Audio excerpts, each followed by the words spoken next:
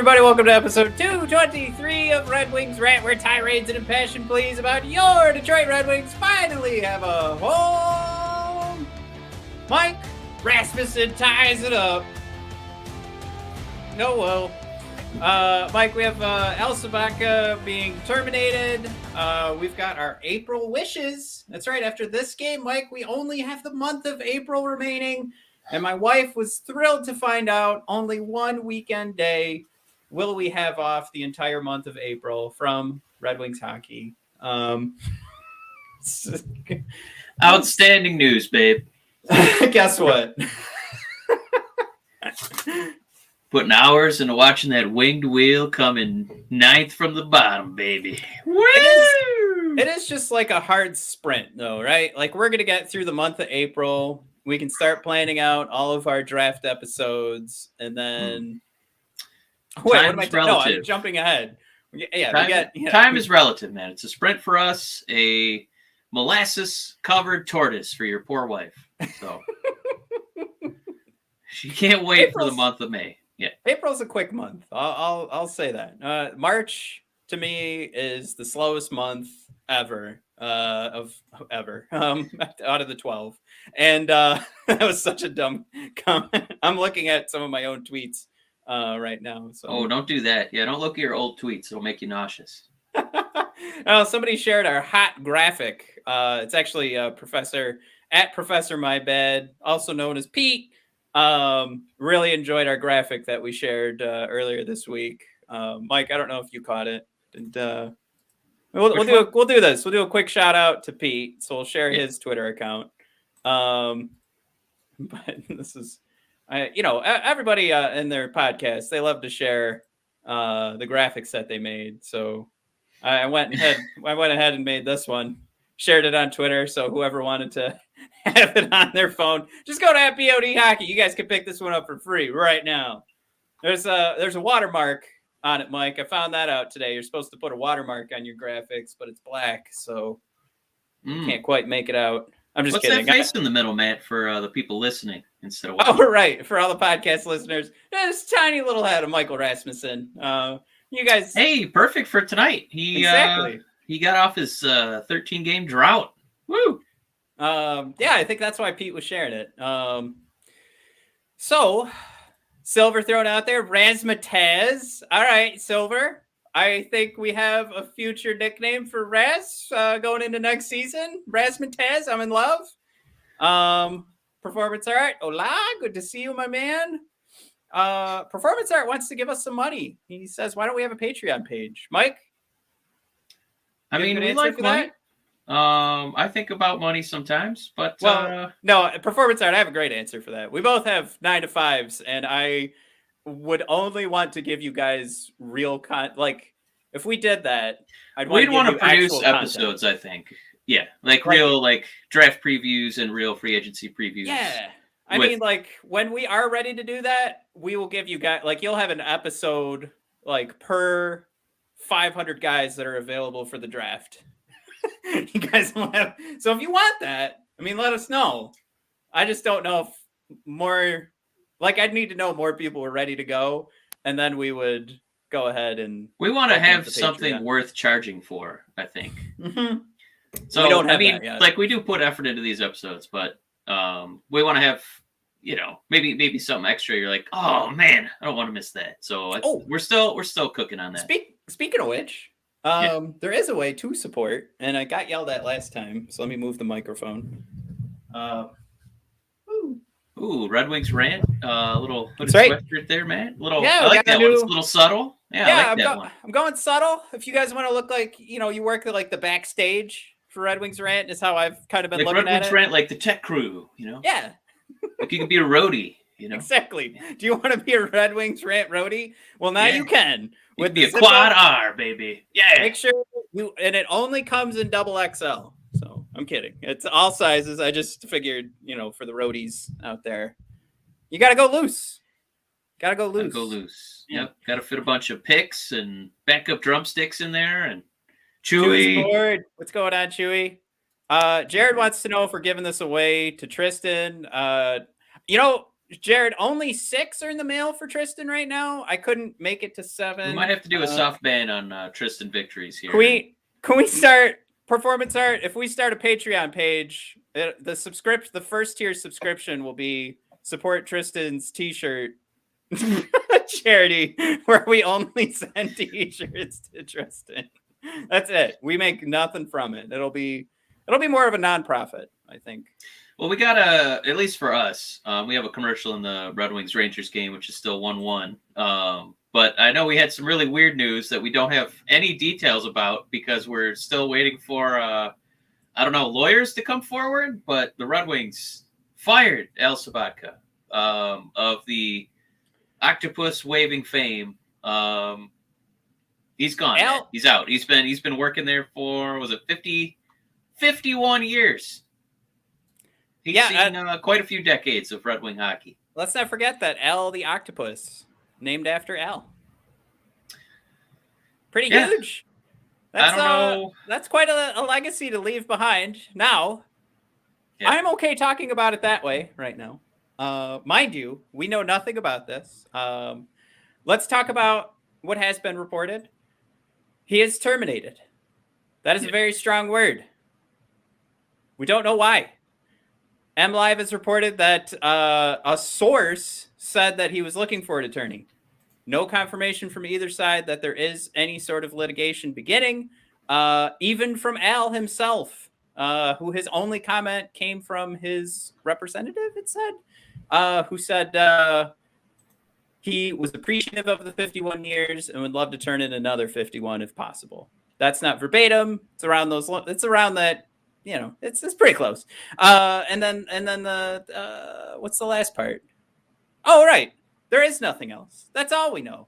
There's people saying that he might be looking for an attorney, but no confirmation from the man himself or the Red Wings or anything like that. And I really want to leave any speculation out of it because you could get yourself into a lot of trouble throwing out some speculation on what happened there with Al. Let's just remember we're talking about, the guy who takes care of the ice. We can't really speculate on why he was terminated, but I would say let's consider the source that we're learning this from Detroit News Sports.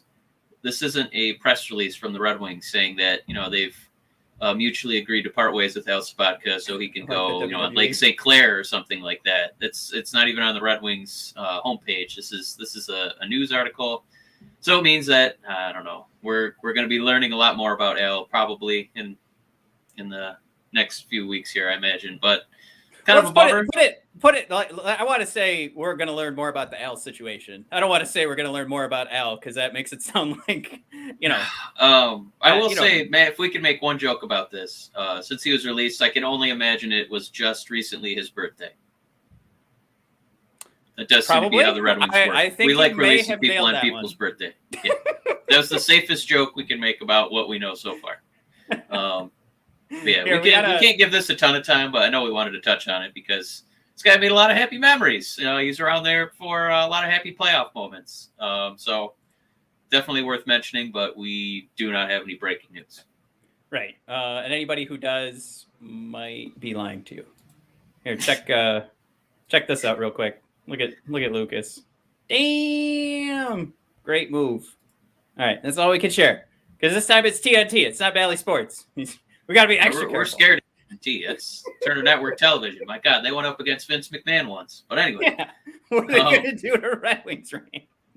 We got news, Matt, because the next thing I know you wanted us to talk about was some more cap space coming, Matt. Yeah. We do have more cap space. We have $1 million for next season. So, Mike, we could bring another Adam Ernie aboard if we'd like. But that's not what I wanted to do.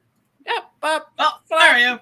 There you go. Beautiful. All right. Mike, Frank Saravelli, the NHL, reiterated today that the projection is the $1 billion debt held by the players will be repaid to the owners by the end of the 2024-25 season, end of that season. So if that projection holds, the 2025-26 season is the first season the salary cap could rise significantly. So Mike, I thought that was huge news because we know we have our youngsters that are due up for some paydays. We do have in the 2023-24 season big names like Larkin and Tuzi need a pay raise. And if we just get the let me pull this up. So I'm not looking at the screen right now, but looking at Cap Friendly. Sorry, I had Taco Bell, so I'm burping a lot.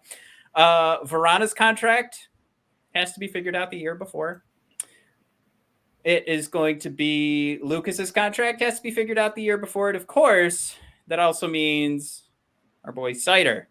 If I had to put a finger on who's going to have the largest contract when all of those contracts are in the books, Mike, you want to take a stab? I'm going to say Cider. I'm going to say Uncle Mo. He's probably going to be one of the top defender average annual salaries in the league. So nobody be surprised. My God, he just made an incredible save at the blue line to keep the power play going. So I hope you guys are watching that right now. We haven't scored, but man, that was cool to see. No goal. Yeah, I mean this news is, I think, more interesting if you're like the Tampa Bay Lightning, who seem like they're against it every single year. And the Red Wings cap sheet is going to be wide open. We don't know what's going to happen here. Obviously, we're losing. Oh, we missed a goal, man. It's 2-1 Red Wings. No, yeah, you keep talking. I'm trying to pull up a recording. But go ahead. So yeah, we've talked about it quite a bit. How our cap sheet's going to open up next season. And the year after that, it's really going to open up because, I mean, until we figure out those contract extensions for Bertuzzi, Larkin, we're going to be looking at, I know he's not a huge deal, but, like the Suitors, Veleno, and I mean, we're not even going to have most of our defensemen under contract. So, yeah, these next couple of years here are going to be interesting. I don't know if we need even more cap space. At some point, I feel like we need some players who are going to eat it up. So maybe this is a little extra incentive to bring aboard somebody who's been a little too expensive for some other team. But yeah, interesting stuff on the horizon. I know when caps exploded in the NBA, that's how you got some super teams. So kind of interested to see how some of the NHL teams handle it. And maybe I am looking at you to bring them up again, Tampa Bay, to see how they can weasel their way into another superstar, man. You know what? I'm glad you mentioned. Oh man, it's already 2-2. I'm glad you mentioned Tampa Bay. Another big news coming out from all this is that the NHL. You don't want to say they made a decision, but there was a lack of any movement in regards to changing any of their rules in regards to long-term injured reserve players being out and being able to move your guys around and figure out the cap that way. So I think that's fine. I think it's a loophole. I think it's one that works. For the GMs, Vegas is proving right now it might not be the best solution, but it is a solution that you can give a shot to. So if you're loaded like Tampa, you can let it go. You can let it roll. Vegas, again, their points percentage right now says they'd be on the outside of the playoffs if they were to start. So even though they're giving it a shot by keeping Mark Stone out, who knows? We'll see what happens. But yeah, that's I just thought that was interesting because, again, I mean, we're talking about cap crunch is down the road. And right now we know there is going to be a strategy that's still available to us. So I'm not bummed. I never really was mad about Tampa doing it, to be completely honest, because I said now it's on the onus of all these other GMs. Like, you could sit there and whine and complain and say, I'm not, why can't I do this? Well, you can. You can 100% do it. Did you build a good enough team as Tampa Bay? No? All right. So, what are we doing? A lot of trades to build Tampa Bay. Let's not forget about that. So, man, can I ask, because I don't mind this strategy at all. I love Tampa Bay. I'm going to use the word exploiting it wisely. But I guess what would be the alternative if you have a guy who's, we're going to pretend that Kucherov really couldn't come back before, it was convenient for them salary cap wise. Okay. If he was legitimately so hurt that he couldn't return until the playoffs, what would be the alternative solution? Would Tampa Bay, in order to activate Kucherov, have to release a number of players, or you'd have to tell Kucherov, too bad, so sad. You're out for the playoffs. If they can't afford to bring you back. So I'd say the options are a weird team restructuring at the end of a season, going into the postseason, or telling a superstar like Kucherov, you are not allowed to play in the playoffs when all we want to do is desperately sell superstars and get people to watch this game again and make it more than a top 4 sport. Yeah. So what are the options? Yeah, and like you don't want to do that and then also start making all these rule changes when you've had to make a bunch of financial sacrifices, all of these teams. And by the way, the sacrifice could also be that they be, they're pieces of crap who fired people and underpaid people, and the PR on that side, some of them are ruined by that. Like the actual faces of these owners just damned because of the decisions they made. So in that vein, you're not also going to say, well, hey, wait a minute, we got to set all these financial restrictions for all these teams and have all these, player penalties. So no, I think it's what was the word you used, Mike? I said there was a loophole. You said they exploited. So yeah, I think ultimately, Matt, who's being punished by not changing the rules? I mean, are you just saying that other teams are being punished because Tampa Bay had to play a lot, like in this example, a lot of games without Kucherov? Yeah. Or they could have had him come back for a couple of meaningless, regular season games before the playoffs. I think it's just jealousy and envy, really, that some other team managed to get away without playing one of their superstars and then basically get them on a 4-month rest, coming in fresh for, extra season. All right. Yeah. So I think we're on the same page. Not really mad. I'm glad that they're keeping the rule. I'm going through our comments right now, trying to figure out what we're missing. There's some lulls in there. Yeah, some we're not happy about the lull or a lull. Lull. Because lulls, it's like there's like a long gap with no comments. No, you're right. I hit refresh again. Okay. No, you're right. That was the worst choice of words. Do you want to see a Veronica goal? Did y'all get to see that? What is it? 3-2 Red Wings? No, it's wait. Did I already share the Veronica goal? What the hell? Am I going crazy? Yeah. What game are you watching, Matt? Are you playing your NHL game again? All right, that's the end of the first. 2-2. Yeah. Okay. There's the I wasn't sure if I missed one. Right. Yeah, let's throw that puppy in there. Yeah, just another butte. I you know what I did? I recorded it without sound because I really don't want TNT to come down on me. So I think I just got quote tweeted, and somebody's making excuses here for the Rangers, but I didn't get a chance to read it, but I just think it's funny because Vrana's been doing this since he got back. So I don't know, like, you don't have to make excuses. It's just Vrana being Vrana, right? I mean, it's just more reasons for this guy to get more minutes because he just keeps doing this every night. What the heck? What are we doing? More minutes, please. We have our T-shirt, Save Us Vrana, but Vrana wants his own T-shirt. Save me. Hashtag get me out of the third line. This is just proof too. Like we've made the jokes already. Like, sure, he can create something out of nothing, but isn't it nice? Now that's a power play. But we've already seen Bertuzzi and Raymond and Larkin hook up a couple of times here with some pretty good looking scoring chances. Wouldn't it be nice, Mike, if it was Larkin and Raymond passing back and forth, and then all of a sudden you had Vrana putting in that shot? He was the guy that was open he's the late guy coming in, getting the shot in. Will there be any problem getting Vrana in late? No, because he's skating pretty slow right now. So he comes in late. You get your two boys, Papa Larks, Sweet Baby Ray, passing back and forth. Vrana coming in late. Boom, goal. What's the big deal? No, Matt. No. You give the people what they want, and you put Vrana on the fourth line. With Zadina.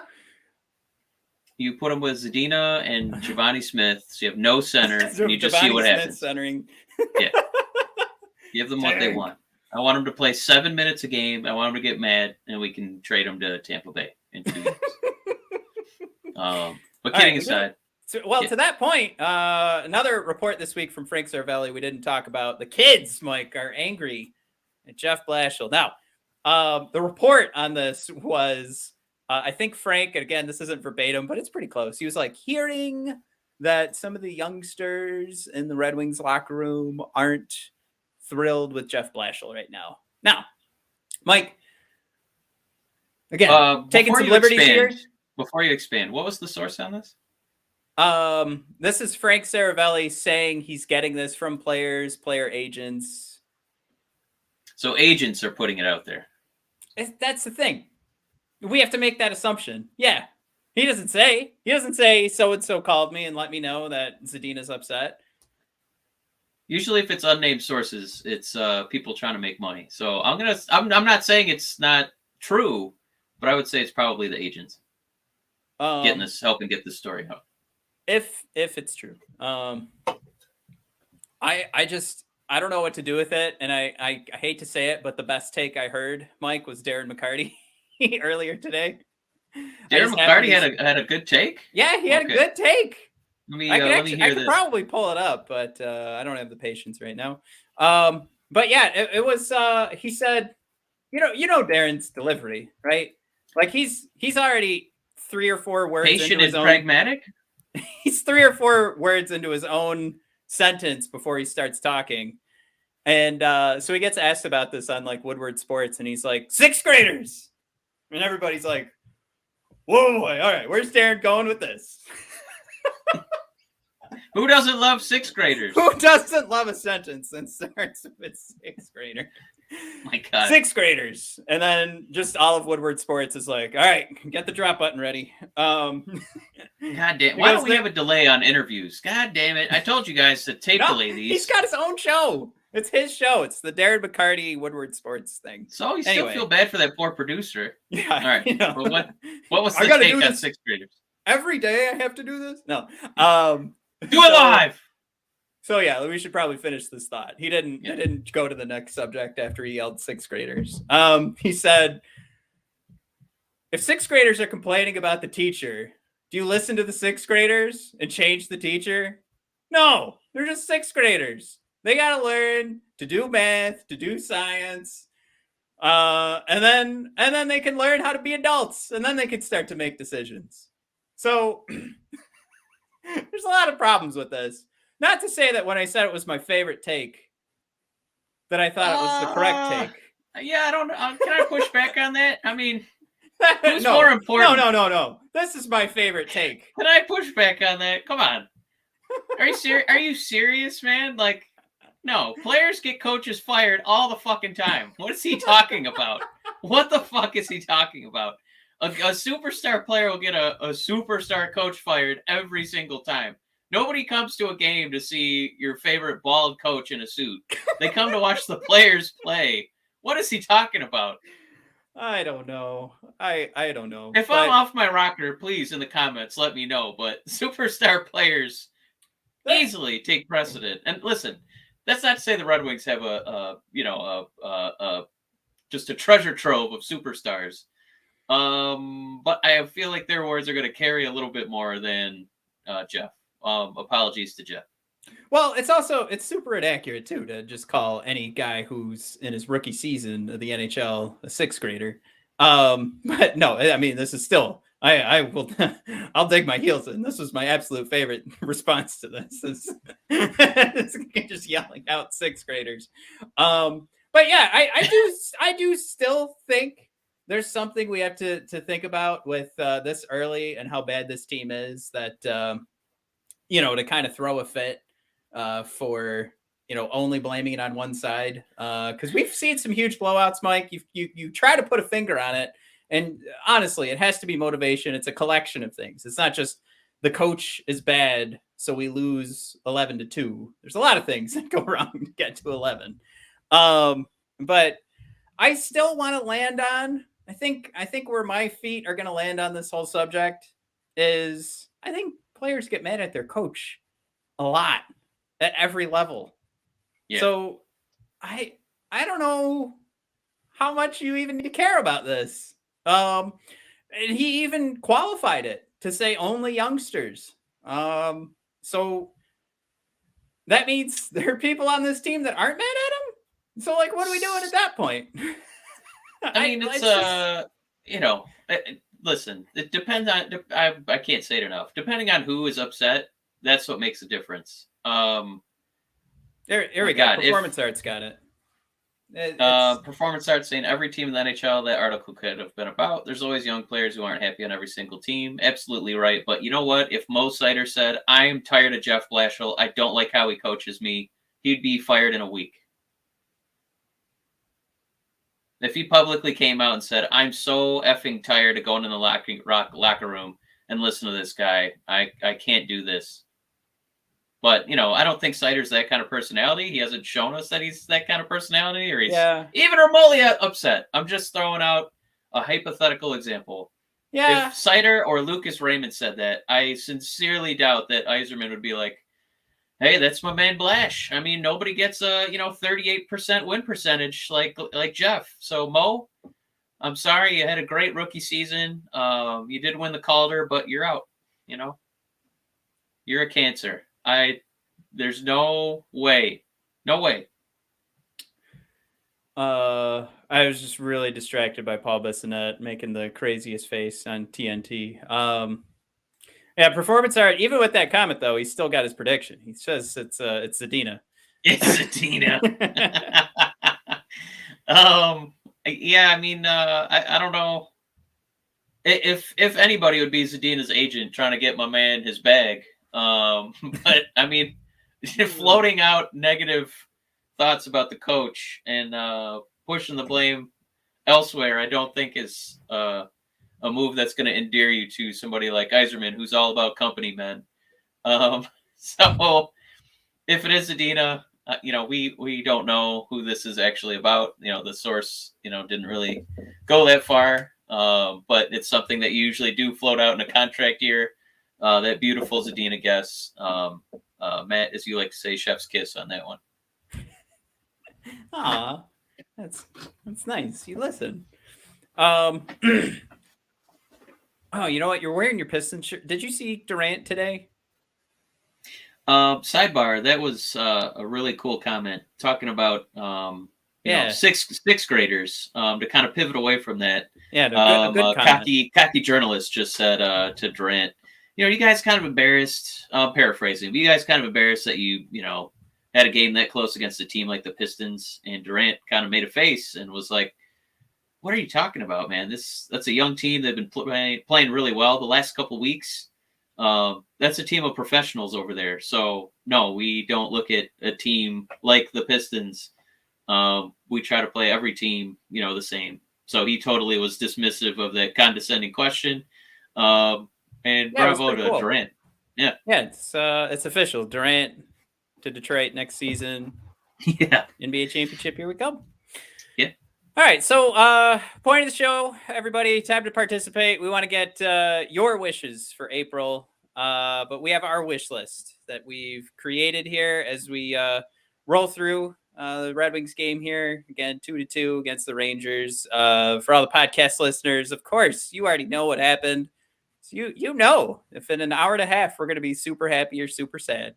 But before we feel those feelings, let's go through our April wishes. Mike, basically 15 games left. We already cracked the joke that we have like one weekend day off, I think, over the next month, starting this weekend. And it's a lot of hockey for fans, for a hockey team like the Red Wings that are in the position that they're in. Not only are they falling in the standings, but they are doggies. These games are getting ugly. All right. So basically, what do we want to see that'll make us happy? Right? Like these are the things that we hope to see because we are going to be sitting through these next 15 games. And for however much you love hockey, for however much you love the Red Wings, it's hard to do. It's hard to sit through all these games when they're going to be meaningless and the motivation could start to wane. So yeah. We have some answers in here already, Mike, and I gotta say, Eric, throw those out there first. I like what you're saying, but we're gonna save that because we might be in lockstep. No, I want to give them some credit because I like we have a couple of them, and I don't want to, Well, yeah, okay, so we'll just start there. Rain on the parade. Eric, you nailed it. Berggren, 9 games. That's where we're at too. That's my that is, I don't know, arguably my number one, right? Like we desperately want to see Berggren for 9 games at some point. We know it's only going to be 9. We don't know if it's going to be the last 9. We know, Mike, that when we play the next 6 games and we don't see the call up for Berggren, Twitter's going to explode. So one of those things I think we're all counting on. We're hoping for. We got our fingers crossed. Of course, if it is just like 4 games, I'm okay with that. I just want to see him for a little bit. So I've got the stats up here, Mike. He's projected to finish with 52 points for the Griffins. That is, of course, if he finishes the season with them. A couple of points to throw in there. Of course, Steve Yzerman already threw out there in his press conference post-trade deadline. He is keeping his eye on the Grand Rapids Griffins making the playoffs. And he made mention of making sure that that team was fully stocked and loaded to make a run. So would you pull away one of your top forwards to see what he looks like in the NHL when you already feel pretty good about him? I don't know. Is there anything to tell Red Wings fans maybe it's not going to happen? Because I feel like it's the one thing, because we have some other prospects we're going to call out in a sec here, but it seems to me the one thing like we can count on, if it wasn't for Steve Yzerman saying in his last press conference that he wants to focus on the Griffins making it to the playoffs. Oh boy. Got to tell you guys, not on the top of my list. I think that one thing that the Red Wings have proven to us historically, and I'm going to say outside of Cider and Lucas, because these are 2 really strange anomalies. Feels like the Red Wings kind of like having their prospects shrouded in mystery, where they're not called up until the absolute last minute. So I feel pretty confident that Berggren would get to check out some minor league playoffs. It'd be fun to see him. It would be nice for me as a fan, to get a few games watching him on, the major league roster, so to speak. But I'm not holding my breath, and I wouldn't be shocked if he just kind of closed the season with the Griffins. But yeah, I kind of have my wish. I don't know if you want to jump to that or if you wanted to linger on Berggren for a second. Oh, I don't even know what your wish is.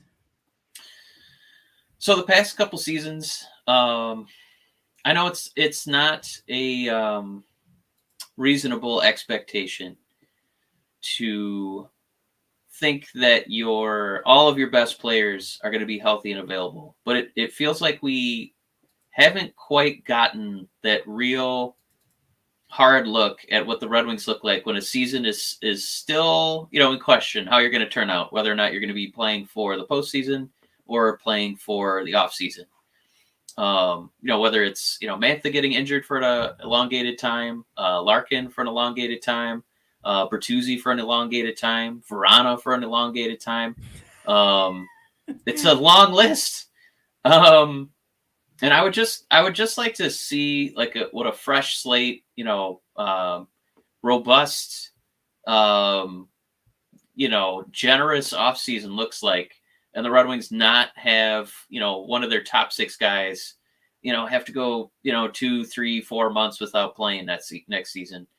So, obviously there's some other things that we would love to work on, some cameos from young guys that we'd like to see, but I'd kind of like us to finish the year healthy. I think that would be my main wish. And then to really kind of bring that home is to see Vrana healthy enough that we can see a glimpse of what he looks like playing next to a speed all around star like Larkin and a playmaker like Lucas. I think it would be really fun to get some more time for those guys as a line. It'd be kind of fun. Yeah, I know there's other guys, but yeah. Yeah, Chewie's right with you there on the no injuries. That actually is one that should have been on my list, and I'm glad that you brought it up because that probably should have been number one. We don't want any long-term injuries popping up. But I pulled up this picture of Verana and Zadina. I took a look at the stats of everybody that Verana's played with. You can see, you could point to any one thing and say that it hasn't been great in one particular space for a reason. I know we made fun of the Zadina side of it because from an expected goals side, they look good. From an actual goals and like points that Zadina got, production just wasn't there for Zadina. Like we were all excited for that chemistry and they did look good passing back and forth. But I think again, Zadina only ended up getting 2 points from those 13 games playing with Vrana. So it wasn't anything where, we could make fun of it that way, but still from an expected goals, the chemistry side of things, it looked good.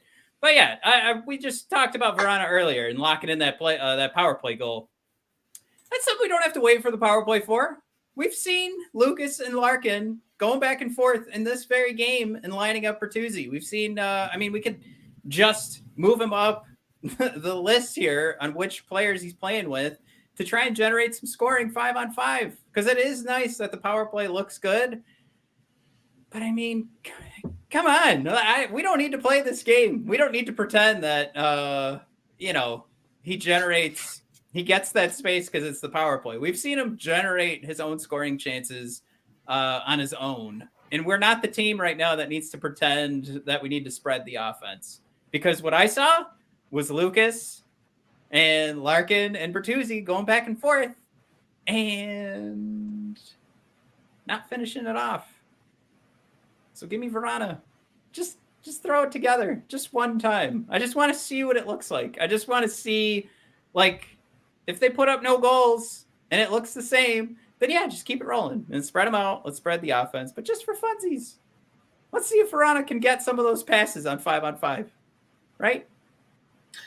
I mean, it even happened in the last game, or 2 games ago, where Larkin was finding Verana wide open because Larkin took 3 guys with him, and then Verana was wide open on the side of the net.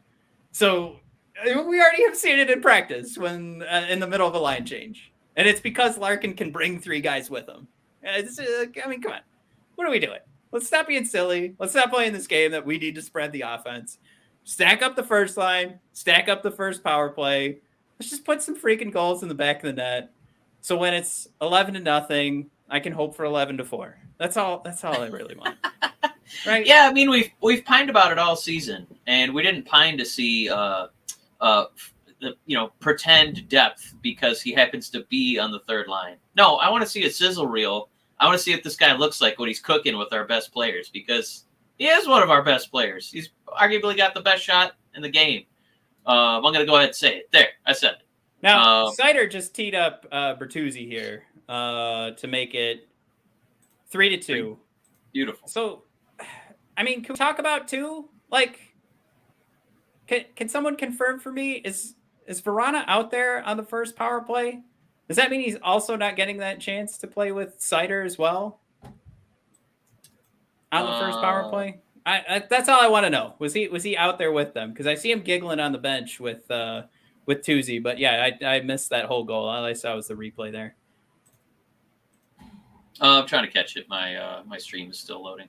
Oh, I gotcha. But you know what I mean? If we're not stacking, then we're missing those opportunities. Because what Cider does is pulls guys out, and we'll pull up a replay here in a second. We'll just kind of break it up a little bit. But Cider pulls guys with him on the power play.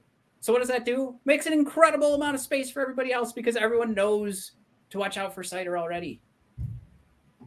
All right, so wow. Jared does throw out there. Verana was on the ice. So more reason to do it, I would say. We saw a goal hit the back of the net, right? So anytime that he's not locked up. Oh, and we already had a power play. We just talked about a power play goal pass from Cider. So there's even more evidence, right? Oh, man. I'm if I just feel distracted, it's because I'm watching Cider just beautifully orchestrate this play from the blue line. How he got so much attention, and it's plays like this where they'll make the comparisons to like Red Wing great defensemen, but I mean, I'm just saying, those are the kinds of things Lidstrom would do, where he would, just completely take control of the game on the power play, and you just had tons of confidence when the puck was on his stick. So I know Mo's a baby, but man, he really makes you feel positive about the future. And there's just another example. So I didn't mean to get you off track. I was dazzled by Mo again. No, I love it because I'm trying to figure out how I want to tweet this out.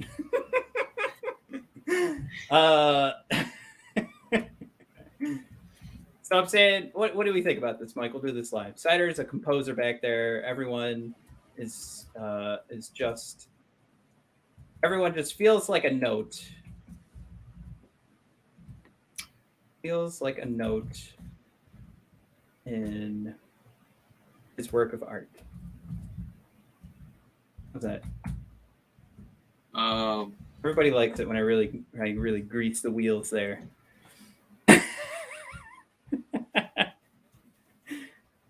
Is that too much?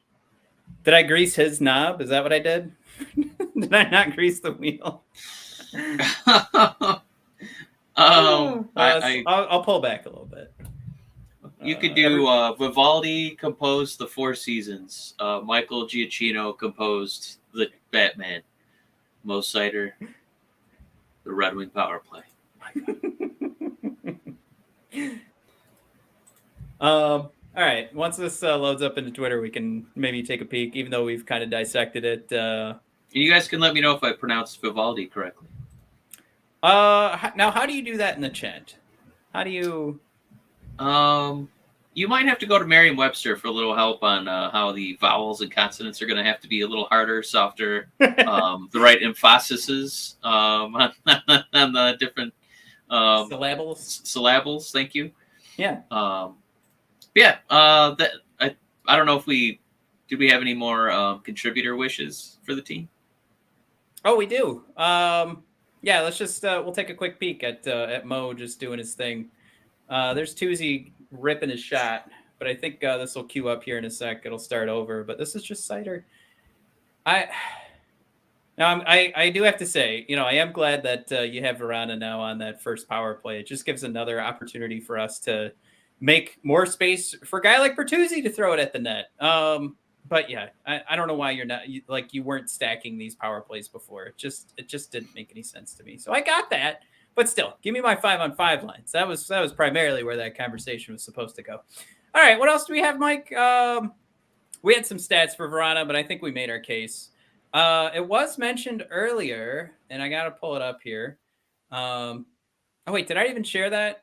Did I forget to share the replay again? I hit play on the replay. Did it never come up? For the Cider to Bertuzzi? Yeah, that came up. Oh, good. Okay. That came up. Yeah. Okay, good. I did see someone else mention it. I'm sorry, I can't find it right now, but I was also putting on my list, like, Berggren, I think, has a great shot. But I thought it would be fun to see one of these guys. I'm not saying we're going to see these, but my wish list, right? I think it'd be nice to see one of these left side defensemen try and fill out what's going on. Now, clearly, Sebrango, McIsaac, easier to bring up. Johansson, over in the SHL right now, you got to get him out of the playoffs, bring him over, figure out what's going on there. I think Yzerman made a comment, but it really was just about that season needs to be over before those guys can be brought over here. I'm not sure if there is a timetable of how long you have to wait, which would be kind of silly. But I know a lot of folks are going to be rooting for Red Wings to go deep in the SHL playoffs. I'm not. Out as soon as possible is good for me. Get them over here so that we might get a taste by the end of the season. But yeah, these are three guys, and then of course it really just comes down to this list. I mean, if it's anybody on here except for Keenan Draper, I'm going to be pretty thrilled if we get a sniff of anybody on this list. But chances slim. Somebody brought up in the chat earlier, do you really want to bring these guys into this mess right now while they're getting, we're getting blown out as bad as we are? Do you want to mix in these youngsters that we're so excited about? Mike? Yeah, I mean, there's definitely a theory there about, like a losing mentality can, kind of fester inside of you like a disease. And we need to look no further than, the Honolulu Blue and Silver, where it feels like no matter what you do, there's just a loser mentality. So I don't think it's quite that dire for our Red Wings, but maybe there is more value to them playing with a little bit of stakes.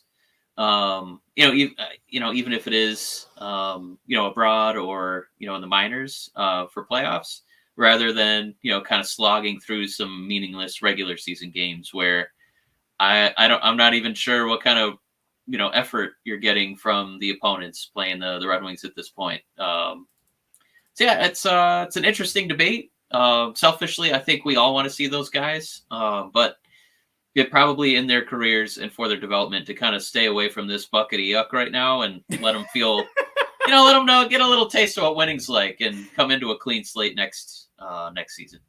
I got to throw back to the chat real quick. Jared Shaw making sure we don't miss second assist for Cider. Got to throw that out there. Yeah. Chewie's with us. Great QB back there. I should have just stuck with the QB. I wanted to go away from it. Everybody says QB, so I wanted to, but Chewie, you nailed it. Performance art, Vivaldi. Chewie says, sounds correct, Mike. Hey, my dude. Thank you, Chewie. Hal, thrown out there, Vival. Terry Filppula. He's going to go grab his coat. He's out of here. Jared with the big old boo on Hal. No, we're saying Hal. We're not saying boo. We're saying boo earns. More of those, please. More of those. A+ for the name too, there, Hal. Eric giving us that final. I don't know what do I want to say. The official what's the official ruling? Jeez, so Pete, man, I gotta stop drinking beer while I'm doing these. Eric Johnson throwing out their playoffs have to end in the SHL for their team, for them to be able to come over. So we just need those playoff games to end as quickly as possible so we can have a nice little month of hockey for the Wingdings. We got two more, and I see the Rangers coming in hot, so I think it's a good time to bring up this one. Mike, now here's the thing. Our wishes, do I want more of these? No, I want 0 7+ goal games. All right, no more. We've already, for the last 25 seasons, broken the record as reported by Barstool Detroit.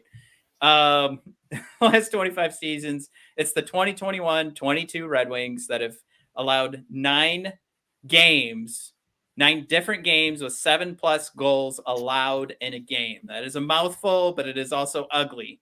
So you deserve to be out of breath if you're a fan of the Red Wings to have to read this table. But Mike, you've got the 96-97 Penguins, 05-06 Capitals, 98-99 Lightning, and the 2011-2012 Lightning on this list. Mike, now, here's the good news. We are either 5 or 12 years away from a Stanley Cup based on this table. Of course, shout out that goes. I think the length of time for the Penguins and Capitals is the 12, and then the Lightning had 5 because they won in 2004. Anywhoozles, that's what we've got going there, and then the 11-12 Lightning, of course, fit in the middle there with that shout out of 5 or 12 years. But yeah, I think if I want to enjoy the rest of the season, just try and lock it down defensively. Like it really is disheartening when you're moving into the second period and you've already allowed those 7 goals and you're working your way towards 11. So no more of those, please. Jared, historic. Thanks, Jared. Jeff Blashill and company making history in the NHL. I mean, can we pretend that, we're looking into tea leaves on this one? I mean, our Tampa Bay connection, I don't think that's ever going away because of Steve's history, but that was still a team. They were right around 500. They had a couple good guys. That was like Le Cavalier. That was Martin Saint-Louis. And then they also had like Baby Stamkos. So I don't know if we have quite baby Stamkos, but I think we have a Le Cavalier and a Martin Saint-Louis. No? And they stunk because they had Rolly the goalie. Dwayne was it Dwayne Rollison? I don't know who their goalie was. If it was Rolly, it was probably Rollison. I don't know who their goalie was in 2004. But yeah, I mean, they got bombed. But this was a team that had Stamkos, so they still had some games where they would kind of go back and forth. But I mean, they got bombed just like we were. Sorry, wrong year. You mean 2011, 2012? I was Sorry about that. So I mean, still don't know who the Lightning goalie was in that year. Just to kind of put a pin in that, now that we've set the record, let's leave it at 9. Let's let the next team come in and get 10. I like that. That's really sweet. All right. So speaking of preventing goals, Mike, we have one more on our list here. It's kind of in similar vein. We're pulling up the standings for all you podcast listeners. Beautiful. Mike, our last wish for the 2021-2022 season. Now I say it's in the same vein, but we might be in the opposite direction here for our wish. We just wish to have no more 7-goal games allowed. 7 goals allowed games. But Mike, do we want to waste one of our wishes on getting to that 29 seed? It is possible. It is impossible. Where our best spot is to somehow fall behind Buffalo and Chicago. We've got games against New Jersey. We've got 3 against Ottawa. You give up 3 wins right there. Boom. I know, but the Red Wings kind of get up when they're playing Stützle. I think they're going to be. They see that Stützle on the bench over there, and they just start peppering them in. You just love saying Stützle. That's. I love saying Tim Stützle. Yeah, and performance arts, you were right there with us. At this point, go as low as you can. Yeah, we didn't. I know most of us wanted to see, we had votes for Berggren. We had votes for Jared McIsaac was officially in there. Chewie threw in there the no injuries. I really expected a lot of you to throw this one in there. I thought we'd see. Let's try and get this team as low as possible. Let's try and finally win the lottery. Right? How many seasons do we have to stink and not win the lottery? I say that at the gas station every time. You know what? It's about time I won the lottery. Yeah. That's me every Wednesday. You mean doing this show? No. That was a shout out to Powerball. I think Powerball is Wednesday. I gotta say I think, so nobody thinks that was actually true.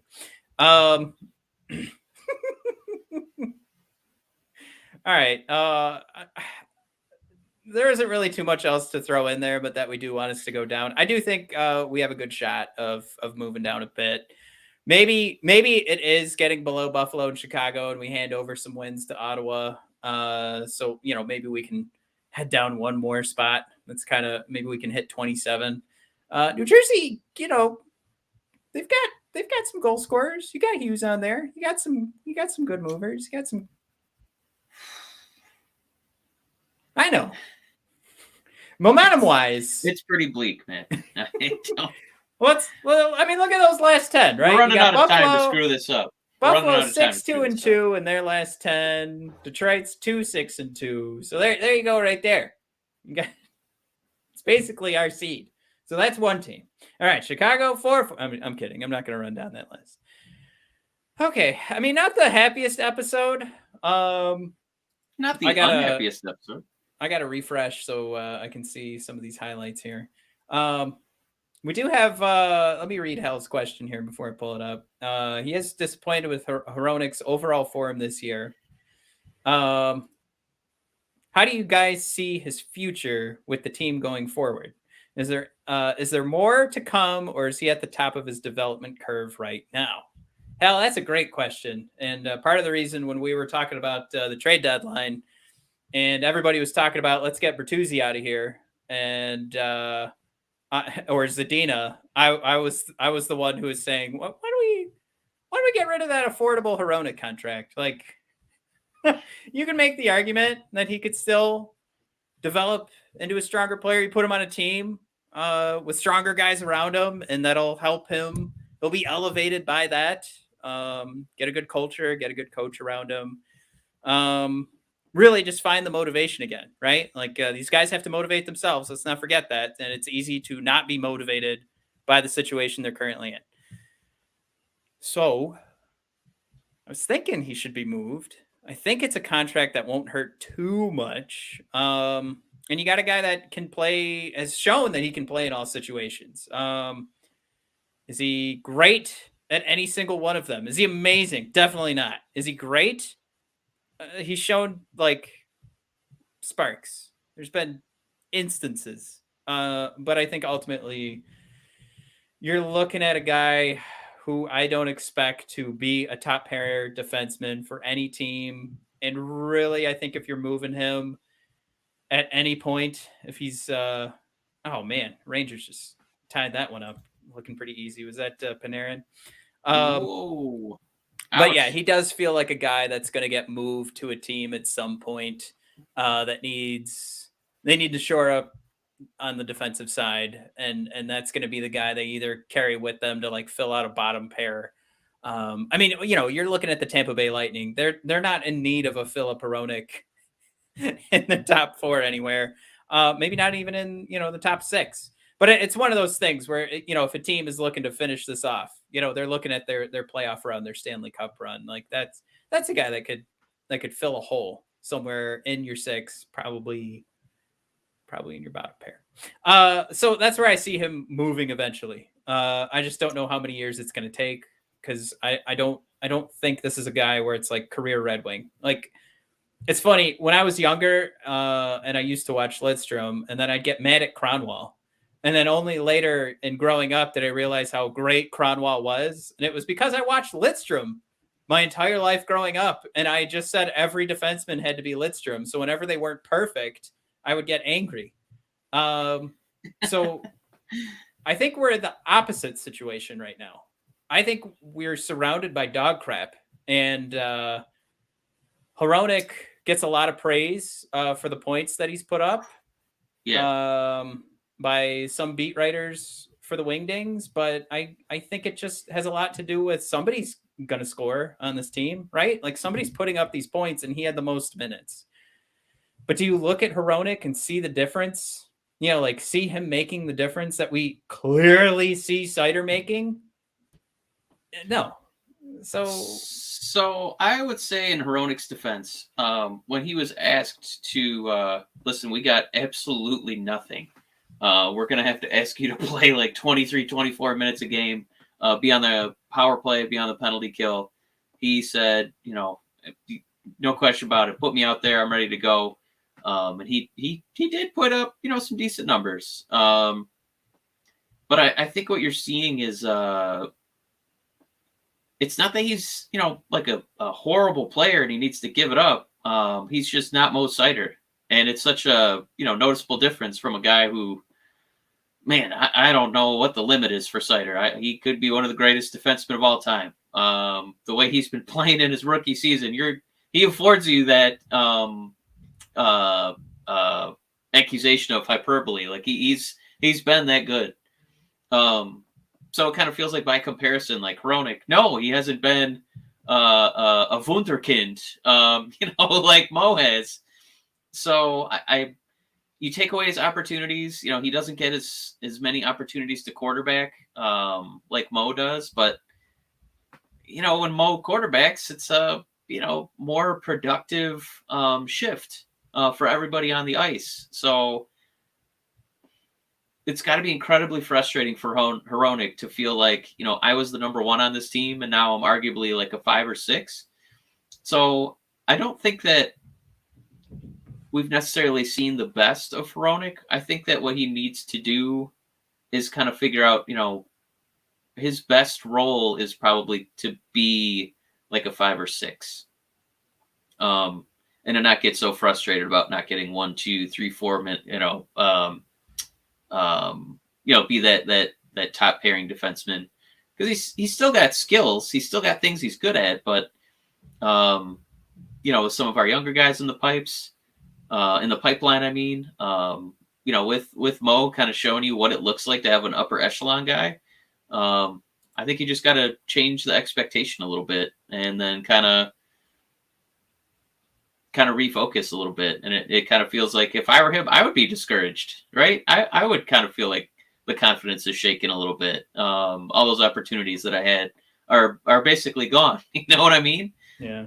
So it's not an easy situation for him. Lest we forget, he's still a young guy, and I'm on his behalf. I'm okay to be just a little bit more patient, because I know that there's skill in there. I think he's just got to relearn, what his role can and should be. Mike, we have retained salaries right now. We have Nemestikov, Leddy, and Richard Panik.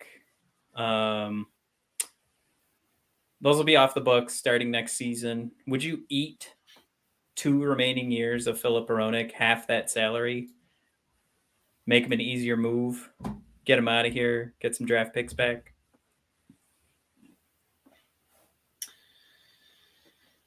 I'm not totally ready to, cut ties. I think I'd need a pretty sexy trade offer to do that, to eat cap, and maybe not get first, second round pick action for him.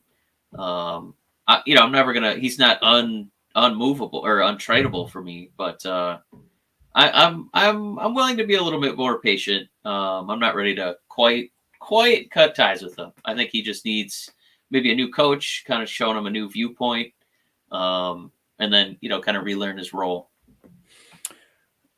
I'm cool with that, but I would say I'd be fine eating that $2 million for a couple of years after next year to get him moving along. We did have Nicholas Spears show up.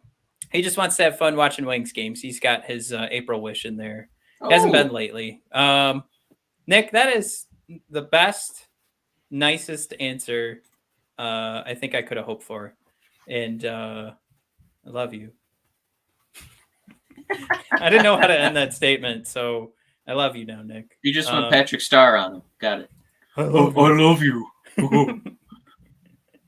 Yeah, I think we're winding down here. We got 4 minutes to go here in the second period. Still 3-3. What I'm watching right now, Mike, Gagne setting one up. I don't know. My screen's so small right now, I can't even tell who just shot the puck. I would say if you want to, go to a game, I would see if you can do it, the next 2 weeks here, because you got, an Ottawa game. I still can't really, fear Columbus, and then another Ottawa game coming up. Those are the home games. They're not immediate, but they're the home games that are on the horizon. First of all, I get to see Tim Stützle. Second of all, it's probably our best chance to see a win. And you know what? Even if you see a loss, that helps us in the grand scheme of things. Those feel like can't lose games for you. Also, you get to, in that one of those Ottawa Senators games. I'm not sure if we have 2 at home or 2 on the road, but one of them at home, you get a Detroit Tigers cap that is the Red Wings red and white colors. And I want to go to that game and pay $80 for a ticket, and probably 2 tickets, just so I can get that $15 hat. So I think it looks pretty Sound badass. Sound investment, man. I like Instead of just like looking up a red hat with a D, I'd much rather have it combined with some entertainment. And at that point, I'd consider it free entertainment. This is free as it gets, man. Nothing like buying a ticket and parking and an $8 hot dog. So you get a free hat you're going to wear twice. Love it. Whew. I don't know. I'm wearing hats every day. That hat's going to get a lot of work. I have a hat with my company's name on it, and I started wearing that around town. So wearing a little propaganda, huh? Yeah, look at this guy. The way the sun hits me in the morning, it's going to put me in the mood for a particular hat. We got 2:30 left in the second period here. Derek Hand is aboard. What's going on, Derek? Mr. Hand, how are you? Hal got another comment in here. I missed, what did Performance Art say about Hirose? But he did say, I think you're right about Taro. Good passer, good play creator, doesn't mind getting stuck into the more physical side of things. Long overdue for a long run with the Wings. I believe Taro, now just to push back on that a little bit, Taro did get a very good shot with us 2 seasons ago. But I do agree, like there's no reason to not have him in there if you're going to be at the level of result that we're getting right now. Let's try and get some offense going. And that's what Hirose is going to bring. For me, he feels like the Bill Burr of the Red Wings, where he just kind of helicopters in for a quick cameo. But I don't know if I need him, leading the way in Breaking Bad or like The Mandalorian. But hey, there's Hirose. He made a couple cool things. So then he just kind of helicoptered out of the scene. Doesn't he write F is for Family and he plays multiple characters? We're not talking about a cartoon, Matt. We're talking about live action Bill Burr. That's what we're talking about. Not Taro Hirose sitting around writing cartoons. We're talking about live action. All right, fine. But no, I think... hey, go ahead and hate my analogy all you want. There's got to be another comedian we could have landed on that. What about, like, Fred Willard? Like, Fred Willard is... Well, he's gone. Maybe if he changed teams a lot, I think I don't know. Like, Fred is all over the place, man. I mean, he's everywhere. Yeah, but he's the one who pops in. He pops in and pops in. If you're talking about a single TV show, but he also doesn't run his I'm own willing TV to show. bend on my analogy. I'm willing to. But not for Fred Willard. No. Aw. Well, this is where I want to put all my focus right now with 2 minutes to go in the period. Derek Hand, you're probably gonna be able to find that hat on eBay after the game. Oh, I do it all the time. Oh wait, Derek, are you putting the hat on eBay or are you picking up the hat on eBay? Because no, he's a hat picker upper on eBay. All right, good. I just wanted to make sure he wasn't one of the guys that's screwing me over. I'm a Macari purchaser now, Mike. I've gotten into the game. They're not a sponsor like DraftKings is, but I am now set up for notifications for Red Wings stuff. And in a week or so, I'm going to have a fun little ditty that I'm going to be adding behind me, thanks to Macari.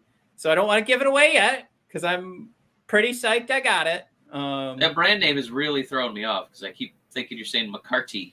Yeah, McCarty, the McCarty app. It's just Darren McCarty's stuff out of his basement.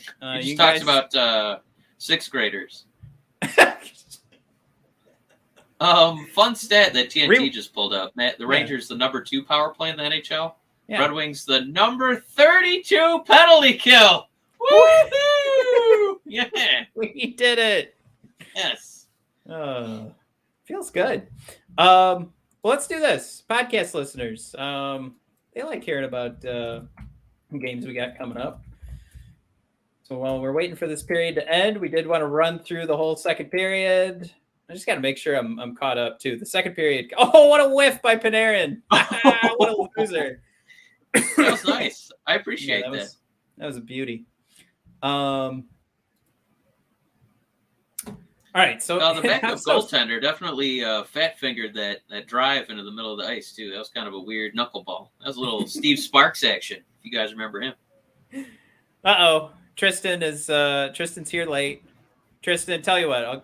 Oh, no. You know what? I can't say this. I was going to make a joke about giving you a T-shirt because you're here late just to make Jared angry, but that would be mean because then you'd think you were getting a T-shirt. So I'll say it that way. Jared, sorry. Was Tristan late because he couldn't decide which Red Wings Rant T-shirt to put on? I think so. I do love that this is... Oh, Jared, I mean, come on. You're the one who calls it out. I didn't mean to make you 3 dots sad. 20 seconds to go in the period. Mike, we have Ottawa coming up Friday and Sunday. Now, you're on the Tim Stützle train right now. You're honking pretty hard. These games are, I'm not going to be attending them. I do have a prior engagement.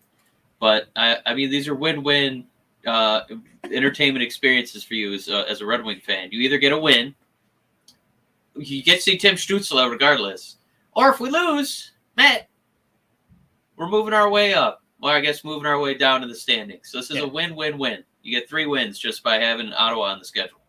And you get it back-to-back. Love it. Yeah, I do have to agree with you on that one. I am going to say, for all the noise I was making about the Red Wings dropping down the standings and having all of this opportunity, and I've picked us to lose like every game the last couple of weeks when we do this, because this is going to help us out so much. I just can't imagine us. I think we're going to win both games. Yeah. Oh, no. I think it's a Friday and a Sunday win. Well, we're going to see how Steve drafts at number 11 next year. Because Matt gave me a clean sweep. Win-win, baby. Woohoo! Now, I'm not making light of the passing when I say this, but Eugene Melnyk, I don't know if Ottawa's had a home game yet, but there is that potential for a ceremony due to his passing. The owner of the former owner of the Ottawa Senators, if they do some sort of ceremony, they have to win that game, right? So the one in Ottawa, I just don't know. I could pull up Ottawa's schedule right now and see if they have. Again, not making light of his passing, just stating the obvious that that's one of those games that you do a ceremony like that, like you gotta win. Yeah, I mean that potential's there for sure. And that is their next home game. So I'm gonna. I'm not gonna kill you for saying that. I mean that happens, or you kind of turn it on and you win one for the Gipper kind of thing. So I can see that scenario. But knowing how this season has gone, I won't be shocked if we do a clean sweep and defeat Ottawa twice. And Ottawa gets no points, so we win in regulation. We don't even open the door to a possibility that we could catch them. Right. We just win. 4 out of 4 points. Ottawa 0 out of 4. Last thought before we sail off. Now that we've got our picks for the weekend. Wait, what day is today? Is today Wednesday? Oh yeah. Tristan just watched a crap ton of Alex Newhook highlights. Now I want him, but I know it'd be a fortune to get him. I have no idea what that number would look like, to be completely honest, off the top of my head. But I'll say this. You've piqued my interest. So as our final thought, why don't we jump into that in the next episode, because we are running out of things to talk about. So Tristan, you got it. Next epi, that'll be a topic. I don't think we can wrap a whole episode around that, but we can wrap ourselves around an Alex Newhook and some other pickups.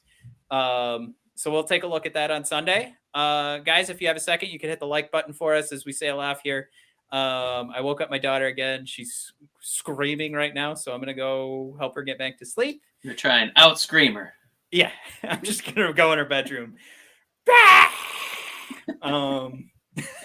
if you guys can hit the like button right now. It might shock her into silence, man. But yeah, like it, like this. We appreciate it. Subscribe, rate, and review on Apple Podcasts. And of course, you can rate us now on Spotify. It does us a great deal of good. And thank you so much. Last couple episodes have just absolutely exploded. So thanks for everybody for coming along. Quick apology for me being angry the other night for who I yelled. I think it was Kenneth, somebody I yelled at in the comments. Yeah, I apologize. I got way too angry real quick. I do like to talk to you guys. Just bad timing. So you're waking up little kids, Matt. You're yelling at people on Twitter. What's going on over there? Sixth graders. Will Smith go over there and slap you in the face. What's going on? I forgot to talk about that. That's what the people want. More hot takes on Will Smith. All right, real quick. God. Team Rock, right? I mean,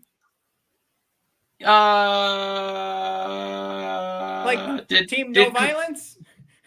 What do I have to say? Team No Violence. Yeah, I mean, sticks and stones, right? I don't know. Did Chris Rock know about Jada's illness? I can't imagine he did, right? Like, is he following her on Instagram? I can't believe that I had to follow a hot take from David Spade, who said, turns out comedians don't have the medical records of every single person in the audiences they're working. So, if Chris Rock obviously knew and he was targeting her, that, wrong. But if he didn't, I mean, and Will Smith, you were kind of laughing, so yeah, he did laugh. I think it's Team Rock. I'm sorry. All right, thank you. Yeah. Wait, second hot take. This used to be a wrestling show. Matt, what are the odds this is all a work to get us to watch the Oscars next year? Like Chewie. Hey, my man, Chewie! Woo-hoo-hoo! Yeah! You know what? It's WrestleMania. You got to get them all worked up. Right, are you telling Vince didn't make a call to see, hey, you guys want to come settle this at WrestleMania?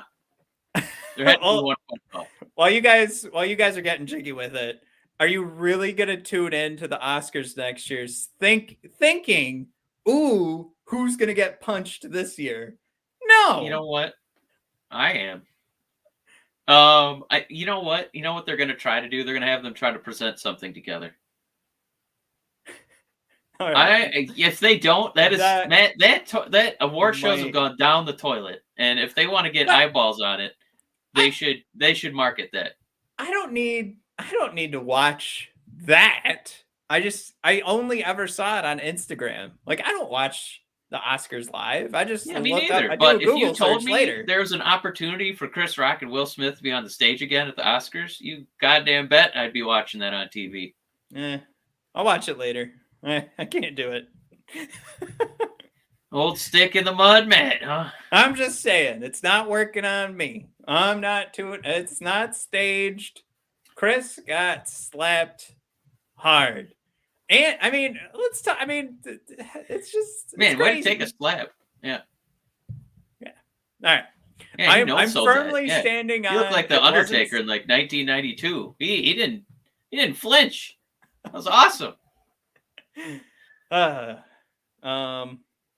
was trying to think of the line to kind of end our show that way that Chris threw out there.